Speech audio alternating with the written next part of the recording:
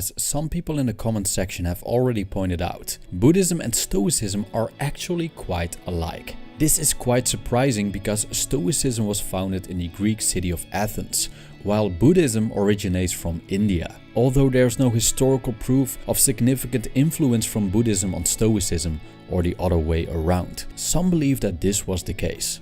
But whatever the case may be, the similarities are striking. In this video, I will explore 3 of them.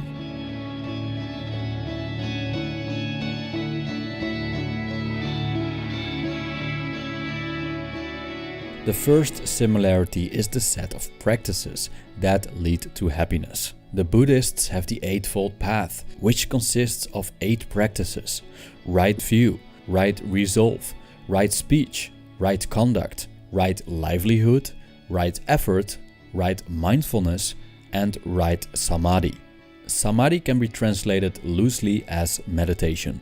By following the Eightfold Path, we release ourselves from the bondage of attachment to earthly pleasures, as well as our endless mental chatter, and reach a state of liberation. The Buddhists call this liberation nirvana, which means enlightenment. To attain nirvana, we must abstain from certain things and embrace others. We are to keep our desires for sensual pleasures in check, do the right thing, and act wisely instead of foolishly. This is surprisingly similar to the Stoic system of virtue and vice. For the Stoics, happiness means living in accordance with nature, which they call eudaimonia. Eudaimonia can be attained by following virtue and staying away from vice. Stoic virtue can be subdivided in wisdom, justice, courage, and moderation. Stoic vice can be subdivided in foolishness, injustice, cowardice, and intemperance, which are basically the opposites.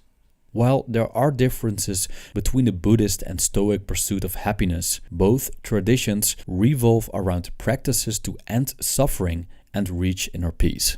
The second similarity is the view on desire, aversion, and attachment. In Buddhism, the root of suffering lies in the 3 poisons: delusion, desire, and aversion. Desire itself isn't always a bad thing. Desiring food and water is necessary to some extent, otherwise we would not survive. And desiring not to desire is also desire. However, desire has close relationships with craving, greed, and attachment, and with intemperance, or the lack of moderation, which is a Stoic vice.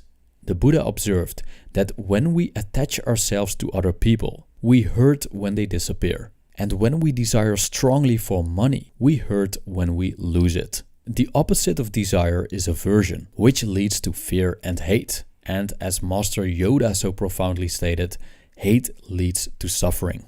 Epictetus concluded the same, as we can read in the Stoic work The Enchiridion, and I quote, "Remember that following desire promises the attainment of that of which you are desirous, and aversion promises the avoiding that to which you are averse. However, he who fails to obtain the object of his desire is disappointed, and he who incurs the object of his aversion, wretched." End quote.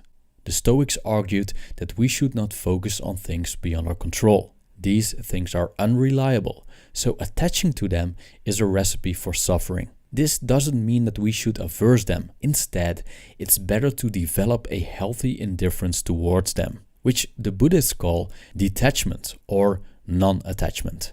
Last but not least, the third similarity between Stoicism and Buddhism is that both traditions encourage us to focus on the now. The Buddhists use mindfulness and meditation techniques to keep their attention in this moment and train the so-called monkey mind. Here is a part of the translation by the Vietnamese monk Thich Nhat Hanh of one of the discourses of the Buddha. I quote, "Do not pursue the past. Do not lose yourself in the future. The past no longer is. The future has not yet come. Looking deeply at life as it is in the very here and now, the practitioner dwells in stability and freedom." End quote. Now let's take a look what Stoic philosopher Seneca had to say about this, and I quote, "True happiness is to enjoy the present, without anxious dependence upon the future, not to amuse ourselves with either hopes or fears, but to rest satisfied with what we have, which is sufficient. For he that is so wants nothing." End quote. As we can see, Stoicism and Buddhism both agree that we should focus our attention on the present moment. Stoic philosopher Emperor Marcus Aurelius argued that past nor future have power over us, only the present, and even that can be minimized. That's why we shouldn't burden ourselves with our wild imagination about them. I think that the Buddha would have wholeheartedly agreed. Thank you for watching.